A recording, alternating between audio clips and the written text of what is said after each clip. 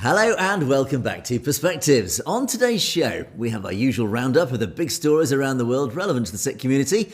And in the US, the Secretary of Defense has managed to upset the entire Sikh community by referring to beardos that are going to have to shave their beards if they want to be in the military. Well, unsurprisingly, Mr. Hegseth is about to be given a lesson in military history by Sikh organisations. And here in the UK, we'll look at how the recent anti-immigration marches are now creating social divisions that were long since thought to have disappeared decades ago. Just where is this leading? Well, all this and more on today's show. But joining me, as always, is our very own correspondent in Canada, James Cousineau. Good morning, James. Good morning, Angus, and good morning to our viewers out there. I hope you've been taking part in the Substack. We've got some great articles on there this week. Also, some exclusive ones that you won't see on the show here. So we try to keep you entertained and informed, and that goes to the show as well. But don't forget, we love your comments, whether it's on Substack or here on the program. And stick around to the end of the show to see what comments made it to the show today. Back to you, Angus. Indeed, and James and I together will be bringing you our perspectives on the daily news affecting the Sikh community across the world. And as always, we'll take a look at loads of great comments at the end of the show, so do stay tuned for that. Right, James, lots to get through. As always, what are you going to start us off with this morning? That we do, and it appears that the SGPC has inaugurated a new overseas coordination center in Birmingham. This is a real step forward in trying to bridge the educational and the historical parts of the Sikh faith to those over in England and other areas of the UK. Now, of course, this is seen as a big step forward because it not only marks the official office there to represent the community, but it also marks a strategic point that they could look at other such centers in other regions, such as maybe Japan, where we know that there are gurdwaras in Tokyo and Kobe, and those are quite small in comparison. So again, if it works here, then they may look at other offices, maybe here in Canada, where there is a big diaspora. Excuse me. Now, in England, of course, they're looking to focus this center in collaboration with the local Khalsa Panth Academy. And that is, again, to build that vital bridge between the Sikhs in the UK and the rest of Europe, as well as the central Sikh institutions in Punjab. They've also got some really interesting services that I found very intriguing. And that is to do with the different travel arrangements and hospitality, and other related services that can coordinate people, whether it's hosting in their own homes or setting up travel arrangements in hotels, so that people can travel to Punjab and take part in the annual events to cross over in. Of course, right now, we know that there's an issue going across the border for the pilgrimage, but again, it is meant to help with that as well. So it is a great way to move forward, but also to extend the educational part of the Sikh heritage and culture. As we look here at this screen, you can see that, they have several reasons why they wanted to do it. Now, Gurinder Singh Bawa, he is one of the SGPC presidents and members that is from Mumbai. And he's also active on the boards of the Takht Sri Hazur Sahib and the Takht Sri Patna Sahib. Now, he's been entrusted with the responsibility of running the new facility. So hopefully everyone will welcome him and really put this new program to the test and make it work, make it very successful. And again, if you need essential services in Europe, and if you need to have that link to visit Punjab and some coordination there, again, this will make it much easier. So big news. And I think that it could, as I said, extend to other parts of the world, such as Canada, the US, Australia, and, wherever else that there is a Sikh diaspora that definitely could benefit from such a coordination office that'll help with the different pilgrimages or just visits and staying in touch with the culture back in Punjab. So that's great. Now, as we move to different parts, here, of course, we are looking at Australia. And tonight we're actually taking quite a trip around the world with different stories. So this one is over surveillance and foreign interference. Now, it's come to light over the last year about India's influence and their involvement in transnational repression and foreign interference in Australia. Now, Australia tends to be very quiet about these sort of diplomatic moves. However, it has come out in the last year that they rejected and tossed out some what they called nest of spies, and they were linked to the India government. This happened back in 2020, but because it's, as I said, very quiet, it's been uncovered more recently and more details coming out as well as more concerns. Now, of course, we know that this has come out with the Australian Security Intelligence Organization, and they are a part of the Five Eyes. However, it has been very quiet and very delayed in information being released. Only through freedom of information and reporting has even this much detail come out. Now, Mike Burgess, who is the director of the Australian Security Intelligence Organization, had kind of touched on it quietly, but within his public speech in 2021, but he did not name the countries that he was talking about in terms of the Indian operatives who had been posing as diplomats and having them expelled from the country. Now, instead, he just kind of quietly mentioned it, and it kind of went away until last year when it came up. But now it turns out that there is still an ongoing concern that there are other operatives within the Australian borders. Not only are they putting at risk different diaspora members, but they're also looking at espionage and other types of reconnaissance and information gathering, including on the Australian submarine programs. So again, they are spending billions of dollars a year now in Australia to counter this foreign interference, this this invasion of different nations who are trying to gather intel, but also influence the different diasporas within the country.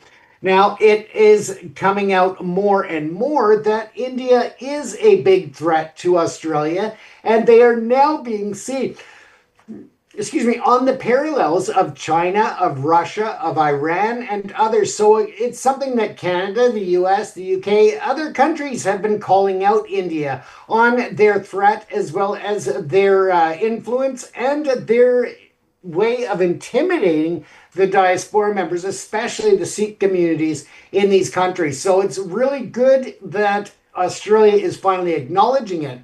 But it is also a shame that it takes so much really prying by media, by journalists, by the diaspora organizations, whether that's the World Sikh Organization or others, to have to force that information out of the Australian government. They should be more forthcoming with their citizens about the risks and the potential involvement or infiltration by members of the raw agency of the RSS or others in terms of threats to their safety, to their sovereignty, and of course to personal individuals that are of course being targeted. And Australia has acknowledged that there are some threats towards those that are involved in, of course, the Khalistan movement and the Khalistan referendum. So, of course, that again, with the Khalistan referendum taking place there, where was this information in terms of ensuring safety and added security for those individuals during the referendum that was held in Australia? That is another concern, that it's just too slow of a funnel of information coming out in order to properly and sufficiently protect those who seem to be targeted.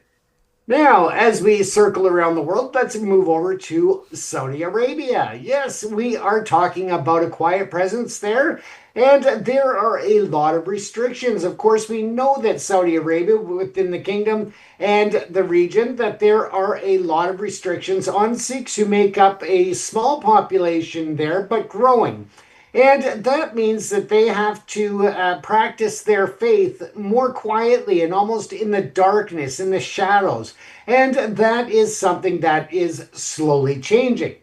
The reason for it? Well, surprisingly, it's actually the result of some influencers and the tourism industry.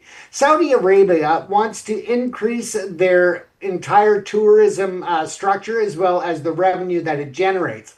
In doing so, they've actually been hiring some influencers that are of Sikh descent and Sikh religious backgrounds, and that is helping to drive an interest in an increased number of visitors to the country.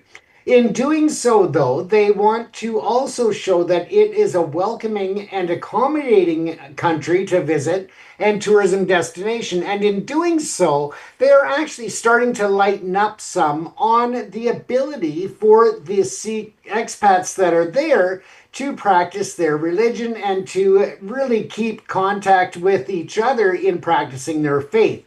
So it's really something that has been a long way coming, because the Sikh diaspora in Saudi Arabia is quite significant in terms of their impact on the economy. Maybe not in terms of the numbers of the diaspora there, but in terms of their impact in the economy, whether it's in business, whether it's in transportation, construction, and other fields. They are really respected when it comes to their work ethics and their ability to perform these tasks at a great level and very efficiently.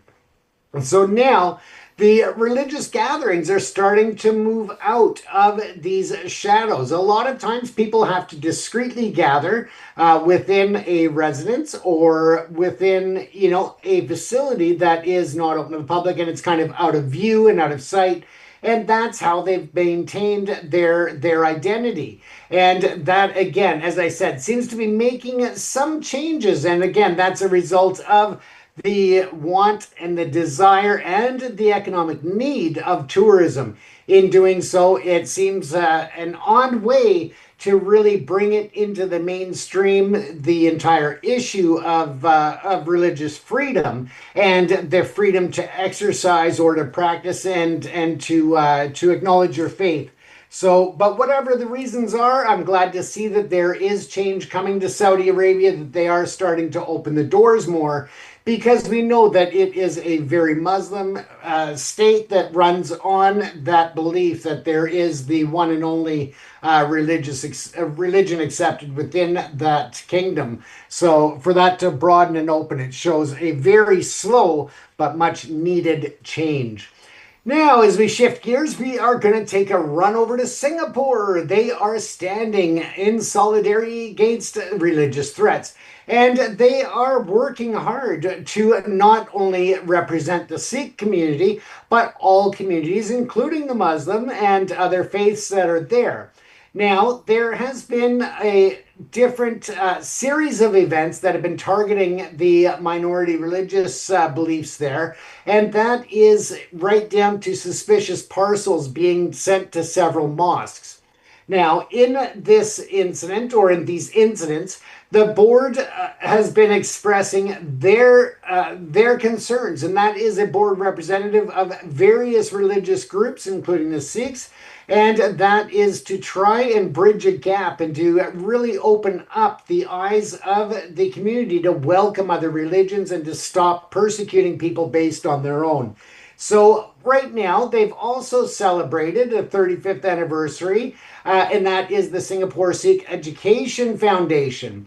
They are transitioning to a digital medium, and that is to try and really connect with the younger generation, who are, of course, as we know, very digitally addicted to their phones and their devices. So what they've done is they have created an online platform where not only can they practice and learn the language, they can also practice faith. They can sing with kirtan. They've got weekly prayers. And this is a way for them to reconnect with the younger generation that may be kind of falling away from faith, away from religious in the historical context.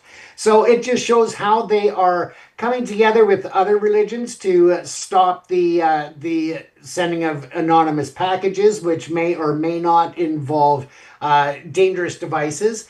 And of course, then moving towards an open acceptance and understanding within the community, and then re-engaging a younger generation. So it shows that in Singapore, they are doing things on many different fronts to really appeal to everybody, including those of the diaspora who, as I said, may be a bit younger and kind of transitioning away. So it brings them back in, but also keeps them connected to their culture and their history.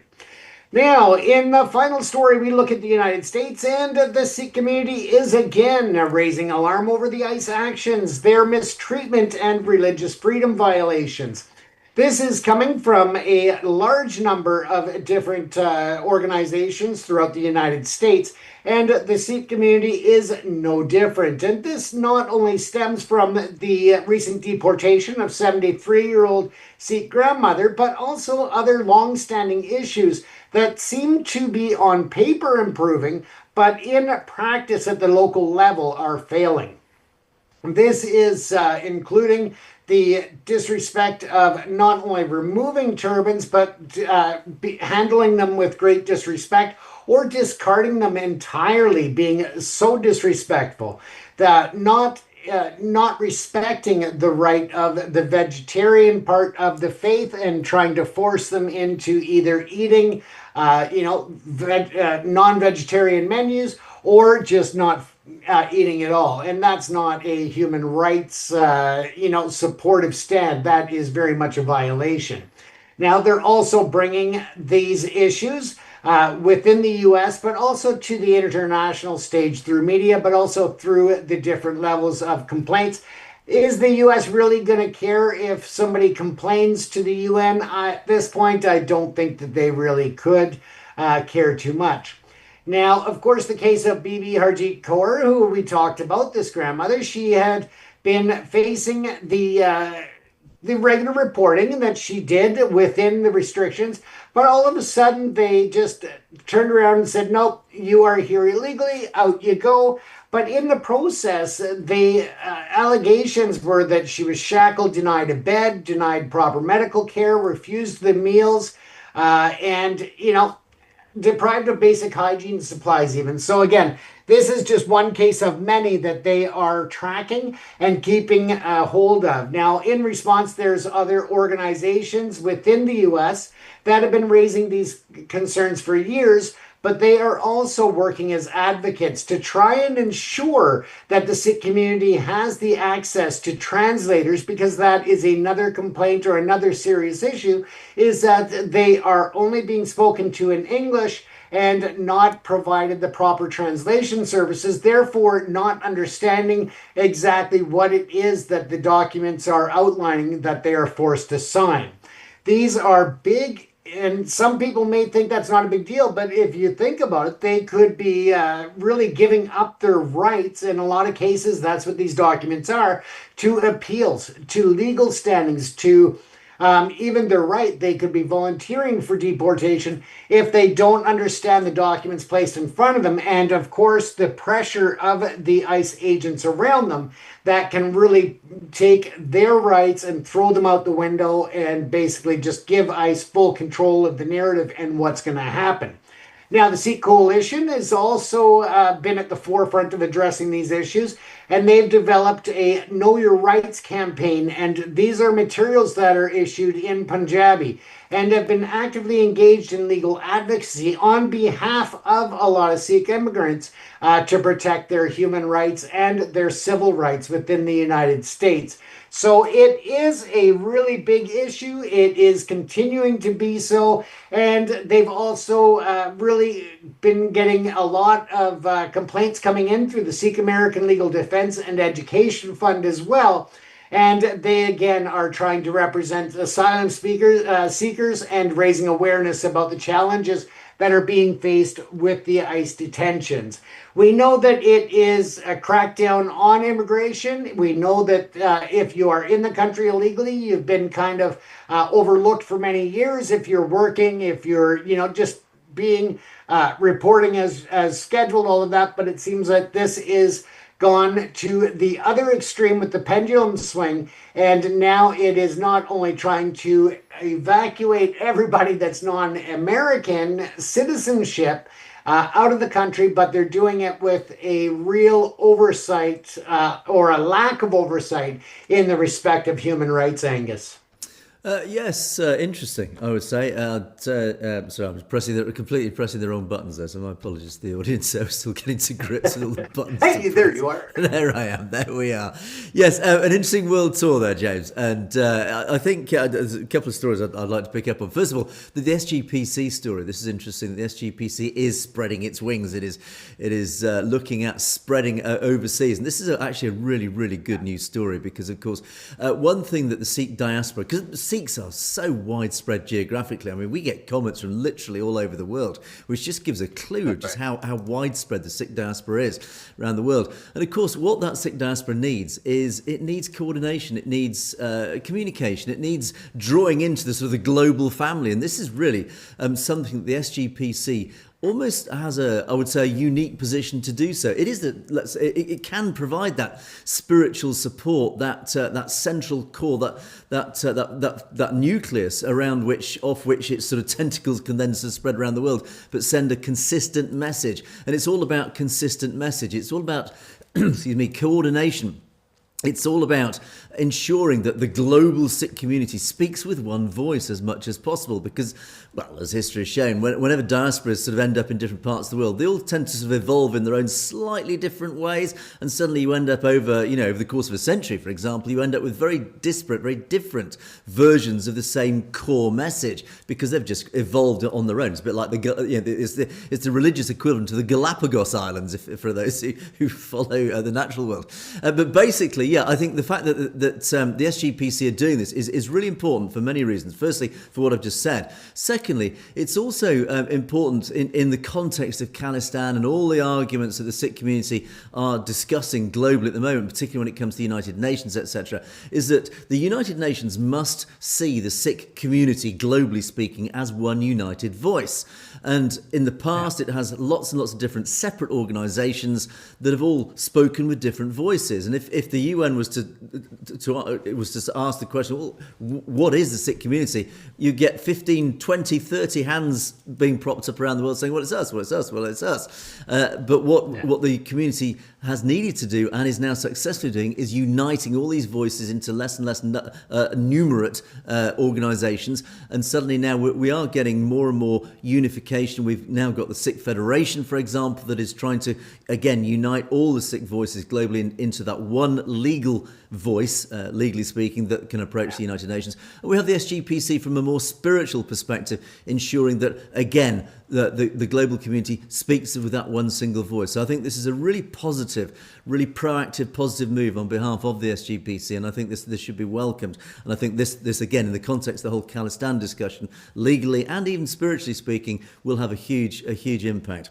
Interesting that we touched on Australia again, and a big shout out to our viewers in Australia and indeed New Zealand. We do tend to sort of rather neglect our cousins down under. Here we live in our little sort of own northern hemisphere bubble. We tend to forget purely down to the huge geographical difference down into the southern hemisphere. And Australia has a bit of a rum deal, really. I mean, it is the most fabulous place. I mean, there's so much going for Australia, but of course, it is a nation that is very much overpowered. Is the wrong word. It's not quite as strong as overpowered, but it's certainly heavily influenced by Asia. Of course, it sits on Asia's doorstep, and of course, all the Asian superpowers, let's call them, the likes of China and indeed now India, all have designs on Australia. And Australia has always had to fight this action against this external influence.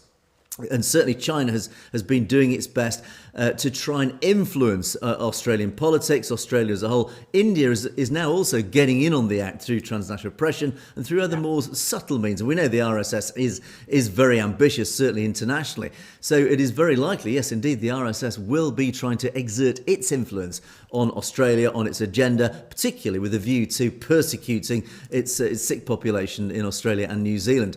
And the concern there, certainly from a Western perspective, is Albanese. I suspect Albanese is in bed with the World Economic Forum, and regular viewers will know my opinions on the World Economic Forum. We have the likes of Carney, Macron, these world leaders who essentially are alumni of the World Economic Forum. They are globalists. They have an agenda that is subtle but quite clear.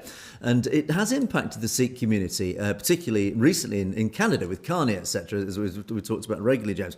So, but yes, anyway, Australia. So I think, good luck to the Sikh population down there. It is obviously, proportionally speaking, not as large as other diaspora communities, but it is very well represented, and it is very powerful, and it is very vocal. So, again, a big shout out to those guys down there. And all I would say is keep advocating for the community, keep getting out there, keep campaigning, because as we've seen in California, for example, grassroots campaigning does have an impact politically higher up. It does have literally a national impact as well. So don't be afraid to get out there, get your Khalistan flags out, and get the Sikh community's voice heard. It does work. And then flipping across to Saudi Arabia, a quick one on Saudi Arabia. Yeah, Saudi Arabia is a strange old country. It is one of the more fundamental Islamic countries. It is very strict in the way it perceives its model of Islam.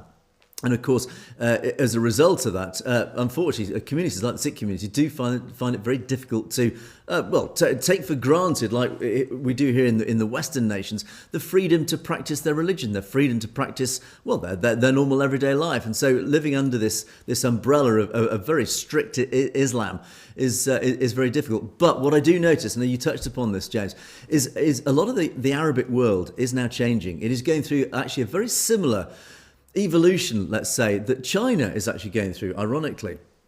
The joys of Western society. Now, Western society is not perfect. There is let's say, a lot of immorality in Western society. You can debate that ad infinitum.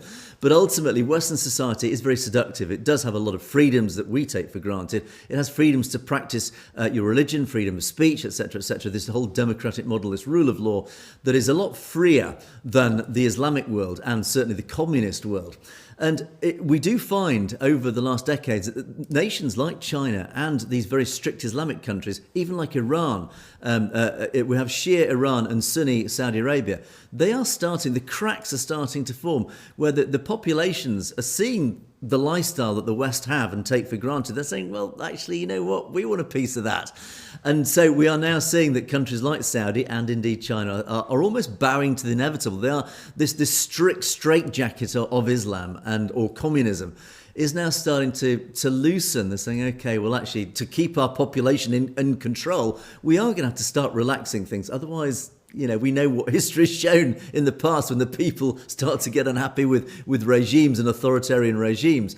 And we're seeing that in Iran. We are now seeing that in Saudi Arabia, where, as you said, James, the influences are now starting to have an impact. And of course, Saudi Arabia has been built on oil. It is an oil nation. Oil is, it's becoming not the fuel of the future. And Saudi Arabia is thinking, our future is becoming uncertain. We do need to start broaden our commercial base. We need to diversify our base. Now, when it was powerful, when it was an oil economy, it was extraordinarily wealthy and powerful. What the ruling royal family said went. That was it. There could be no argument. But now that oil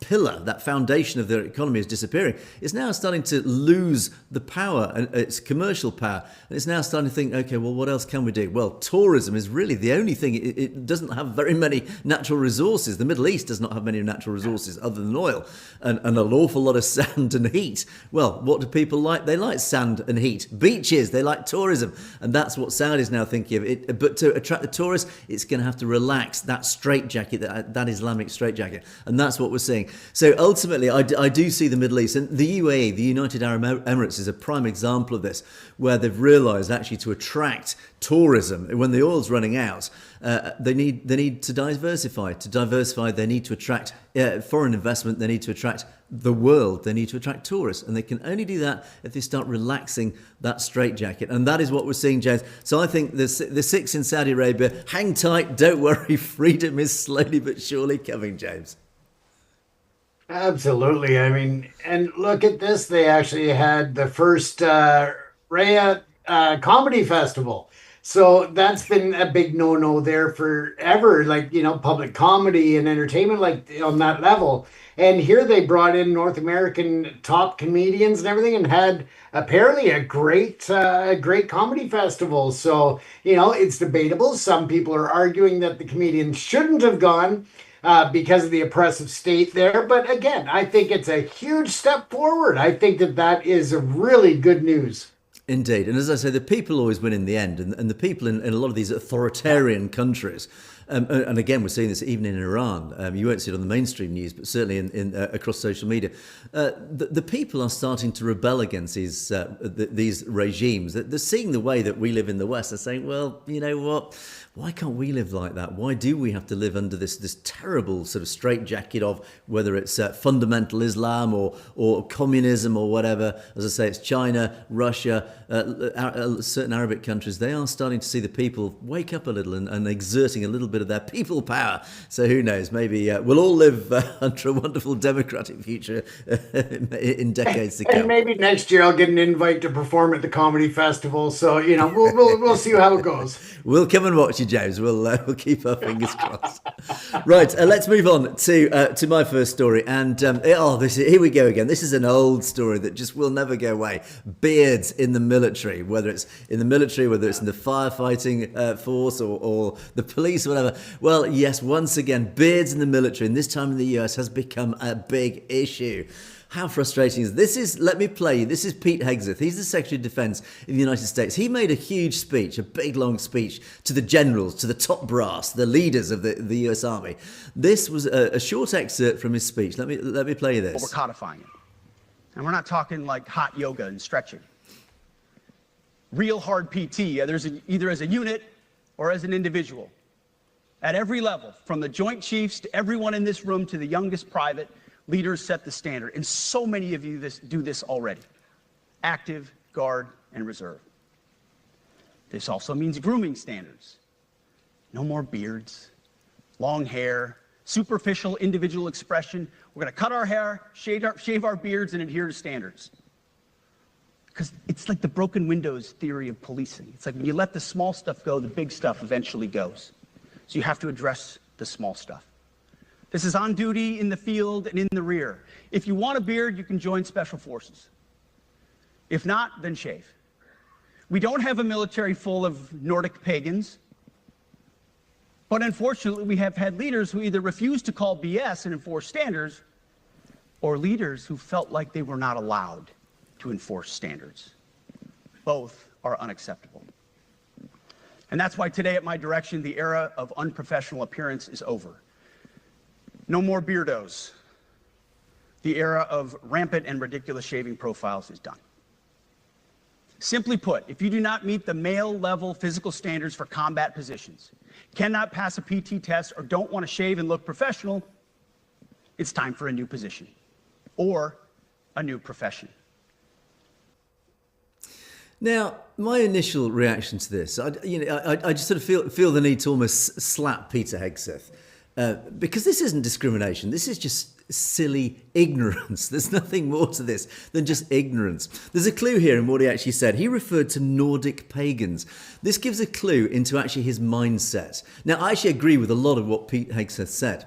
I've served myself, so I get what he's trying to say, and he said it in the most clumsy, stupid, ignorant manner. He thinks anybody with a beard is, in his words, a Nordic pagan. He doesn't understand Sikhs. I wonder if he's ever even actually shaken hands with a Sikh in his life. Basically, he doesn't realise that Sikhs have served in the US military for many, many years. He doesn't realise that Sikhs have served in the military of all Five Nations with massive distinction, because he thinks anybody with a beard is a Nordic pagan. So again, this isn't discrimination. It's just simple ignorance. And as I say, I get what he's trying to say. When I served in the military, the military, by definition, is a very uniform, united force. It needs to be to function well. Everybody needs to be groomed. Everybody needs to essentially look the same and follow orders. There is no room for individual expression. That's really what it's all about. You need to function as a unit that follows orders. And part of that mindset includes, well, grooming. You need to be, your buttons need to be done up. Your belt needs to be tightened exactly. Your beret needs to be on exactly the right way at exactly the right angle, etc., etc. It sounds stupid, but that is just how the military works and works successfully. Centuries have proved that through the British Empire, the United States military, etc., etc. That's the mindset that he has. So he sees a beard as messy, it's dirty. It means you haven't shaved. You're not clean. It's self-administration. That's what he's coming from. So in sheer utter ignorance, he is an ex-serving soldier himself. I think he might even be special forces. I can't actually remember. But anyway, he served. So this is his mindset. He's a simple, ignorant, but very good soldier. And I say I've got a lot of time for Hexeth. But on this, he's really clumsily waded into an argument he just does not understand. Now, unsurprisingly, of course, from the Sikh community, there's been a huge backlash from the Sikh community. And sorry, I apologise. I'm showing the wrong pictures here.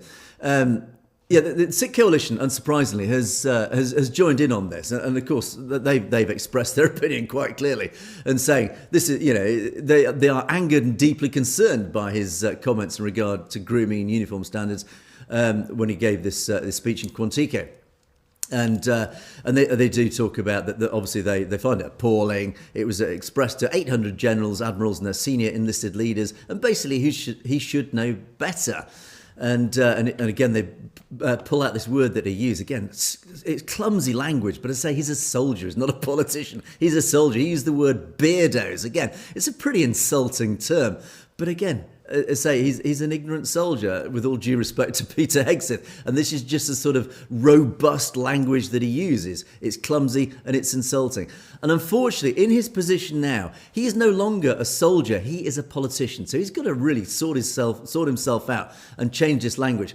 And I suspect that there will be a huge backlash. The Sikh coalition, amongst many organisations within the Sikh community, have, of course, contacted the Secretary of Defence, expressed enormous concern and outrage at his comments. And I think he is due an educational lesson that will happen behind the scenes. And I do suspect that things will change. I don't think we'll see an apology, but I do suspect when he is actually educated about, firstly, the Sikh community, the Sikh religion, and secondly, on the contribution the Sikh community have made militarily to the West, to all Five Eyes nations, I think he will row back on this quite sharply. And as I say, I don't know if he'll apologise, but I think we will find, and my message to the Sikh community in the US, particularly if you are a serving Sikh soldier, don't worry, he's an idiot. He will be corrected. You will be allowed to keep your beard, etc., etc. As I say, James, we've been down this argument 100 times. As I say, it's just simple ignorance. As I say, I don't think this was a discriminatory thing. The clue was in Nordic pagans. That is what he thinks. Anybody who wears a beard is a Nordic pagan. That is his ignorance. And I say, I don't think it was intended as malicious discrimination. I just don't know what to say with him, because I think that he is a racist from the word go. I don't like Pete Hegseth. A lot of what he says, and not to mention the swastika that's tattooed on his chest. I mean, I just have absolutely zero respect for him and what he stands for. Look at him disrespecting the military members who served with distinction for decades, and to, just a lot of what he says in terms of both his message and Trump's message to the generals the other day, I just found very disrespectful and disingenuous. I'll leave it at that, Angus, because I could go on and really spew a mouthful about Absolutely. But we'll let that one be what it is. Indeed, absolutely. Why not? And I do agree with you on many of those points. I mean, again, my knee-jerk reaction was just to slap him if I was physically with him. But anyway, but there's a couple of comments which follow the Sikh Coalition's press release, and I think this really sums up the whole argument. Rosie VZ, whoever Rosie VZ is, said, look, it's not about religion. question, it's about holding everyone to the same standard. And I think that echoes basically the point I was putting across about if you've served in the military. Yes, of course, everybody needs to be held to the same standard. But the response to that from Ali Murhi said, look, with manpower shortages, yeah, let's go and alienate those who want to serve. Yeah, those numbers will keep increasing. Of course, a sarcastic comment saying, look, we're already, and this is the same in across Europe as well, that the armed forces are struggling to recruit people. If you're going to go out there and start insulting people who actually want to, who are patriotic, decent people in your community, who want to actually join your armed forces, you go and stand out and clumsily say something like this and alienate them in the most obscenely insulting ways, then don't be surprised if you find nobody wanting to join your military. Anyway, there you go. But let's leave that one at that one, James. And I have no doubt our audience will have pretty robust opinions on this one as well, and join in our opprobrium. There's a word for you. Our dissatisfaction, let's say, with Pete Hagsford. Anyway, right. I can't wait to see our comment section. So yeah, do let us know, especially if you've served. Let us know your opinion, and especially in the US. Right. Let's move on to my second story. Now, here in the UK, this is, again, a story that is still rumbling away. This is the anti-immigration protests that we've had, which, of course, reflect across Europe and indeed North America. Still very much an ongoing story. In the Sunday Times, which is actually one of our most widely read mainstream newspapers here in the UK, an article came out that was written about, and it's an article that interviewed a lot of people within the Midlands here in the UK, and this article beautifully sums up so many issues that have rumbled on almost since the 1950s here in the UK that we thought had gone away. That after, let's say, the peak discrimination here in the UK was probably the 1970s, where it was taken for granted that the discrimination was just so embedded in British society, the media, etc. And then after a huge amount of advocacy work by all the minorities here in the UK over the decades that followed, and the communities integrated so well that actually discrimination, just general social discrimination, just started to quietly disappear. And it was all working really well until the new recent agenda, whatever you want to define that agenda is. And suddenly we're seeing these huge divisions that are being created, not just here in the UK, but across the Western democracies. Now, this article, I'm just going to pick a few elements from this article, again, just to highlight these sort of issues that are now revisiting our society here in the UK. It says Sikhs have been part of the Oldbury community. Now, Oldbury is the community here in the UK in the Midlands where that terrible rape happened a couple of weeks ago. It was a hate crime. 2 right-wing thugs raped a Sikh girl here in the UK in Oldbury. So in that community, Sikhs have been part of that community for more than 75 years, but community leaders believe a recent wave of racially aggravated attacks is being fueled by those who are not distinguishing between illegal immigrants arriving on small boats and those who've lived in Britain for decades. This is a huge issue, and this one paragraph sums up the problem that we've now got. These anti-immigration riots have been whipped up by uncontrolled immigration. And this, again, highlights the very big problem we have with this whole debate, is that people often cannot distinguish between racism and anti-immigration. Now, there are many in our ethnic communities, our minority communities, who are anti-immigration. They're not racist, they are just anti-uncontrolled immigration. But unfortunately, the anti-immigration group, let's say, lobby, also includes those on the far right, who of course are anti-immigration, but they in turn are also anti-immigrant, full stop, whether they've been here for 50 years or whether they've been here for 5 days. And that's the problem. And this is where you say there are no black and white arguments here. There are lots of shades of grey. And of course, unfortunately, one of the biggest issues that we're now finding because of this growing anti-immigration feeling is that those on the extreme ends of the anti-immigration debate are now turning their anger on our ethnic minority communities who've been here quite often for 50, 70 years. And many of them are actually first, second generation, even third generation Sikhs, Muslims, Indian diaspora, whatever, it doesn't matter. But these people are as British as me and the next British person. They see themselves British. The fact that they wear a turban, the fact that they wear Islamic dress, whatever, they see themselves as British. But unfortunately, there is a small community in the anti-immigration lobby who see them as non-British. And there lies the big problem. So, of course, as a result of this, many in our minority communities here in the UK are now being targeted. And people who, as I say, literally have been here for 70 years and have been probably more British than many of these people who are fighting this. But they are now becoming the targets of these idiots. And again, this article just highlights this very point. And as a result, and this division that is now, or these divisions that are now being created in our society, as I say, this reflects right across the Western world now. There are those who are fighting on all sides within our society now, trying to heal these divisions, to try and stop these divisions, these fragments, these cracks appearing, and trying to heal over them. And for example, there's a lady here interviewed who's a Christian lady, and she says her church made the victim of one of these hate crimes. This is the lady who was raped. Made a hamper. That's a food hamper. And a note which read, "We are thinking of you. We don't want this to cause a divide between any cultures in the area." Again, this word division, this growing division. Many Sikhs came to towns like Oldbury and Smethwick in the 1950s, when the UK government encouraged migration from the Indian subcontinent to help labour shortages after the Second World War. And here's some statistics for you so you can actually get a feel of how big the community is here in the UK. More than 500,000 people identified themselves as Sikh in England and Wales in the 2021 census, representing about 0.9% of the population.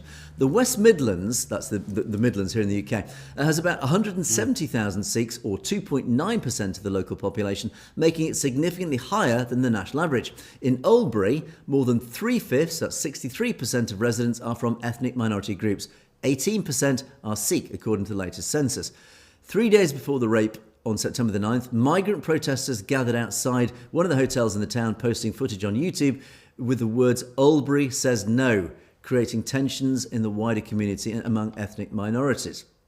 Now, then the article talks about the dreadful rape, but it also talks about, remember, those taxi drivers who were also attacked in the West Midlands, again, the same locality. They were attacked as a hate crime, again, linked to this anti-immigration feeling that's growing in the UK. Local Sikh leaders are seeing a rise in racist abuse and graffiti. Racist messages have been sprayed on the walls of Guru Nanak Gurdwara in Smethwick twice in as many weeks. Across the road, and here's where the message sort of turns around on its head, just to remind British people, and actually remind those on the anti-immigration lobby.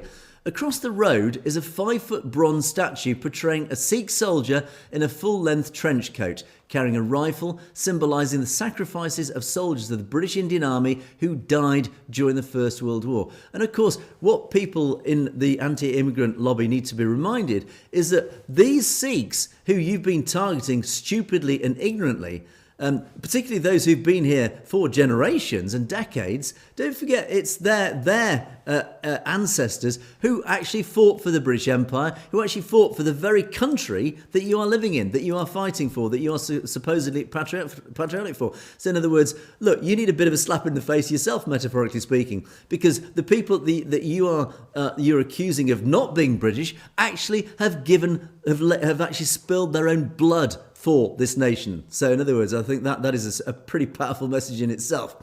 And of course, Jaswinder Singh, he's the chair of the Sikh network, he made a comment saying, "Some people carry out the attacks through a false sense of patriotism and think it's okay to abuse people of colour. I think they don't distinguish," and this is the key point, "they don't distinguish between small boats, illegal immigrants, and the Sikh community who've been here for decades. They see the common factor as a dark skin. It's ignorance, it's stupidity." And that is the point. That's the key point there. The hatred is not about the flag, Singh says. The Gurdwara president, who works in a pharmacy, he said, "Everybody is part of the UK. We are proud of the Union Jack flag, but it's being used to heighten tensions in the community," etc., etc. So again, James, in that one single article, it really highlights an issue that is actually not just prevalent here in the UK, it is the same across North America. And a prime example of this, we often refer to it, is the first victim of 9/11, of a hate crime, wasn't a Muslim, it was a Sikh, because some ignorant, right-wing, angry person saw this poor Sikh character in a garage, a gas station, and attacked him thinking he was a Muslim because, he's just one of them, isn't he? He's just got a dark skin. And this is the problem, is that these ignorant extremists on the right wing just think anybody who doesn't look like them is a legitimate target, because they don't understand like I've just said in this article highlights the very point, is that many of these people are as British or are as American or as Canadian as you are. They have been here just as long as many white people, let's say, in many ways. And of course, as that statue highlights the fact, is that their descendants, so their ancestors actually spilt their blood, gave their lives. They gave the ultimate sacrifice for your flag, your country, this flag that you're flying. They gave their ultimate sacrifice for. So, James, again, I think this is a very sad article, but it really highlights, again, this, whatever this agenda is, the effect of this agenda, and I believe this uncontrolled immigration is a deliberate agenda. It is a deliberate agenda to divide our society, and it's working. It is growing divisions. People are fighting back as much as they can, but there is a huge appeal, and we appeal this every time we mention this story. We appeal to all those out there. Look, you are being played. We are deliberately being divided. Communities are being turned against each other. There are always these extremists who exist on the far right and the far left. They are the agents provocateurs. They are the tools of this agenda. They are the people that are using you to whip up anger. So when you feel anger about this, try not to feel anger. Take 10 steps back. Look at the bigger picture. What's going on? We are being played. We are being turned against each other. It's divide and conquer. This phrase that we keep saying over and over again. Do not be divided, because that is the only way that we will all together be divided. We must unite and fight back against this division, James. Absolutely. And let's face it, we know that, Russia and other, nefarious players around the world are utilizing social media and other online platforms to try and sow division into the communities, whether that's in the UK, whether it's in Canada and the US. And they have been really pushing the anti-immigration and migrant calls here, and they make it look mainstream, so that as if it's coming from your next door neighbor, coming from other people in your community and social circles, but in fact it's coming from a bot or someone who's working for the intelligence agencies of Iran, of Russia, of China. And their whole idea is to attack from the inside. If they can get into the society in the UK and create that division, then they are succeeding. If you are allowing them to manipulate you through the source of online information and targeting you, because you become a target of these propaganda machines through the algorithms, then again, shame on you as well. Because when you look at it, people are, just like you said, Angus, they are not differentiating between illegal immigration and legal migration. They are not looking at the people who have been there for generations, who have contributed to the fabric of society, to the fabric of the entire culture. And those who have built the infrastructure, the schools, the roads, everything that they've contributed, not just with their hands, but through their tax dollars. You get the same people that are arguing while they're coming in and they're just collecting welfare and taking away from our social programs, are the same people screaming, oh, these people come in and take our jobs. How dare they take? Well, are they taking your social programs? Or are they taking your jobs? And when you say they don't contribute, well, if they're taking your jobs, then they're paying taxes. They're paying into Social Security. They're paying into the medical programs. They're paying into local taxes and regional and provincial, where, depending on where you are. So it doesn't make sense, because their own arguments are contradicting their own statements. And that's where people have to sit back and start to really give themselves an opportunity to think about what they're saying and the contradictions within the context of what they are listening to in that echo chamber of garbage that's coming out from different governments, as well as just very ignorant people within their own community. Yeah, it's interesting as well, and it's the use of provocative language that is almost deliberately being used by politicians now. And Trump is a prime example of this. I mean, we all know I'm a supporter of Trump. You're not, James, but even I admit a lot of the language that Trump uses is deliberately provocative. But also look at the language of the Prime Minister in the UK, Starmer. Yesterday, he accused every Reform voter of being a racist. Now, that is provocative, because the millions of people who now support the Reform Party are not racist. Now, yes, there will be some racists amongst them, a small minority, but they are not all racist. They have a legitimate argument, firstly against illegal immigration, but secondly against the increasing restrictions on our freedoms. There is a genuine concern here in the UK that our freedom of speech is rapidly disappearing, that we are becoming ourselves an authoritarian state. And yet he came out publicly and he effectively used the language, as did most of the Labour Party, the government started accusing its main opposition of being racist. That language, the use of that language itself on its own it's almost unheard of now. It is almost a deliberate policy to drive anger. And of course, people out there, millions of people now are angry. That's the emotion they're trying to generate. Why? Well, you choose, as I say, your conspiracy theory of choice. But ultimately, people are being driven to anger. Anger breeds division. This is why, again, the appeal always goes out, look, just take 10 steps back and look. Why are they doing this? What is this all about? Don't be drawn into it. Don't be seduced by it. It's very easy to get angry, to jump to that quick emotion. Don't. Sit back and try and analyse the bigger picture. What's going on here? What is going on? Why are they trying to do this? Why are they trying to turn us against each other? And once you start to do that, the anger subsides and you start to be a little bit more circumspect, let's say, about it. So anyway, we must move on, James. We could talk for hours on that topic. Fascinating topic. But do let us know your thoughts. You don't want to get me started on Pierre Poilievre the Pitter. Oh yeah, there's a whole other story we can have another whole show about. But anyway, let's not go down there because we really do need to move on. We're desperately running out of time. We must rush through our comments section.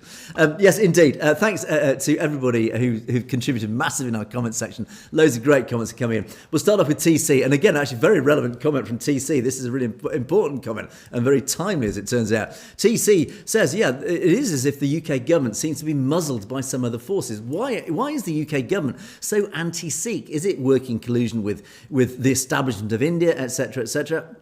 And you do, and again, you actually imply in your whole comment that there does seem to be some bigger agenda at play here that is deliberately dividing. You say division, polarization, fanning the fumes of hatred, etc., etc. It is, I think, James, that there does all the evidence. It's either some weird coincidence or there's an awful lot going on globally just to drive a global hatred and turn us all against each other.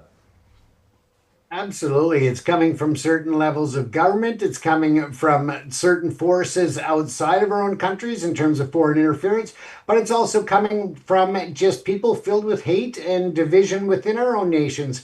And unfortunately, the Sikh community is seeing it at many different levels, and whether or not that influence is coming part and parcel from their backdoor deals with India, it's hard to say. Indeed, as I keep saying to our audience, just try and take several steps back. Don't get drawn into the anger. Just try and look at the bigger picture. What is going on here? Because clearly there is something up. Knockdown says Carney is proposing to invite some of these visa terrorists from the US into Canada. What on earth is the Canadian government up to? I think Knockdown's quite concerned about what's going on in your territory, James. Do you know, I haven't heard that. I don't know what that reference is, what they're referring to in terms of statements that may have been made or may not have been made by Carney. I don't know what the reference is there, to be honest with you, Angus. Indeed. Well, let us know your thoughts if you've got opinions on that one. Hat B refers back to the terrible situation of Sidhu Musawala, who was murdered, is accused of being murdered by the Indian state in India. And Hat B says they encountered two shooters in Punjab, which they always do, about the Punjab youth. All the rest live in St. John's. Oh, yeah, sorry, this is about Lawrence Bishnoi. Yes, I knew there's a good point in here. It's about Lawrence Bishnoi. Interesting. We've talked about this in the past. Bishnoi and his colleagues who reside in jail in Gujarat, they're living the life of Riley, is the English phrase. They're being treated almost as VIP in their prisoners. As you say, the killers, when they leave jail, they go to hotels to meet girls with a police escort. We knew all Sikhs and Sidhu would never get justice in India, but now Canada and USA are bringing out the truth and we'll get justice for Sidhu Musawala. Well, we hope so. I wouldn't hold your breath, unfortunately. I don't know if the truth will ever come out about him. Who knows? But we will keep fighting for that. But certainly I think the comment about Bishnoi and his treatment in prison is well known, and indeed other politicians who've been locked up in jail are treated as VIP, James. It's not the normal justice that we see in the West. No, it's a very corrupt system of justice. It is very well known that he has access to cell phones and to very influential lines on that phone. So, yeah, it is well known that he is connected. And unfortunately, it does not look like anybody's going to crack down on him or the corrupt individuals that are allowing it. Indeed, but as you reported yesterday, James, it looks like his wings are severely clipped. In fact, I wouldn't say his wings have been clipped. I'd say his wings have been removed in North America with the recent designation. On this end, yeah. Absolutely. So now seen as a terrorist in North, or certainly in Canada. So it won't be long before the rest of the nations follow suit. Astia and Jat Gabru both came up with the same comment. Effectively, the world is finally understanding the mind of Hindutva. Absolutely, we do our very level best to highlight to our audience and do spread the word exactly what Hindutva is about, the RSS, the tentacles of the RSS that spreads out not just amongst India domestically, but of course across the world, and the impact, the manipulation that they get up to behind the scenes. The world is actually slowly but surely waking up, and I think our governments, James, are slowly but surely waking up to what Hindutva is all about and what they're up to behind the scenes. Absolutely, and there's no doubt that the India government is still very big supporter. I mean, they're releasing a commemorative RSS stamp with their postal service to commemorate an anniversary, to celebrate the RSS and their history. So again, it's good that the rest of the world's seeing what the truth is behind it. Indeed, and it's an interesting point from Stay Safe, and again we're running out of time, I don't have too much time to get into this in detail, but Stay Safe recounts a pretty unpleasant experience that he had going through the airport in Amritsar, taken aside, questioned about things that obviously had nothing to do with, but the real point here was basically he had to pay a bribe to get out, but as he said, you know, if there had been a problem, he would have ended up in one of these Indian jails, where of course we know that most Indian jails have a torture cell, James. This is certainly not what you'd expect in a supposedly democratic country. Yeah, and it goes even to the local police stations. They have torture cells, not just in the jails, but even in the local precincts. Indeed, it's pretty shocking. And again, it's just yet another insight into the reality of modern day India. And final set of comments, and we talked about Australia, and I guess Gaz, and I think Gaz has commented before, but he says, "G'day, James and Angus." So from that, we'll assume that Gaz is down under in Australia. Do correct us if we're wrong. But anyway, a big shout out from earlier to our audience down under in both New Zealand and Australia, James. Absolutely. Robert Chapman, and I picked up this comment because Robert Chapman is the most British of names. Robert Chapman says, "Thank you for exposing the dirty games of Hindutva Brahmins of India. Keep up the good work." Well, thank you. We couldn't do it without you guys. So keep the comments coming in. Sikhs will always be grateful for your contribution to their cause. Well, as I say, we do it out of passion, out of belief. We're totally aligned with the whole concept, because why wouldn't we? It reflects the whole concept of both khalistan, Sikh, etc. It is so aligned with the values that James and I have been brought up with. So it's been a very easy win to get us on side. It's not hard for us to do this. And Sukhwant Singh says, "Thank you, respected Mr. Angus Scott and James. You dare to speak the truth." Key word there, dare. And again, James, this highlights the very point. Dare. Why should we dare to speak the truth? Everybody should be free to speak the truth. The fact that we have to dare it implies an awful lot, James, about what we're up against. Absolutely, and we saw it with Swift AM radio here in Surrey the other day when the building was shot up. So again, it's about just speaking the truth and let the bullets land where they may, as they say. Absolutely. And the final set of comments, Sat starts us off with, "May God bless you guys in the world with peace and grace." A beautiful way to sign off the show. And of course, Sufted Muffins and Mastan Singh Dulai say, well, Sufted Muffins says, "We're doing a great job writing history for a greater cause and harmony." Well, in our own tiny way, we can't really claim to be ourselves writing history, but we're doing our little bit, adding our little voice to what is actually a great cause. As Mastan Singh Dulai finishes off with, "Khalistan Zindabad." That is what we're about. That is what we're here for. And hopefully one day, well, hopefully we know one day soon in the foreseeable future, Our dream will come true. Khalistan will be established. We look forward to that day. But unfortunately, we have run over time. We must bring the show to a close now. Thanks so much for all your comments. Do keep them coming in. Do let us know your thoughts. Do let us know your perspectives. As I say, if you feel angry, let us know why you feel angry. Get your perspectives, get your opinion across to us, because we'd like to talk about it and try and explain behind the scenes a lot of these stories. Don't forget you can message us directly at message@satlogetv.com if there's anything you'd like to bring to our attention directly. But that is it for another day. Thanks so much for watching. It is indeed, and that's it for another week. Watch out for my podcast being released tomorrow with Dr. Growell. But that's it. It's a goodbye from me. It's a goodbye from James. Stay safe, everyone. You have, of course, been watching Perspectives. We will see you next week.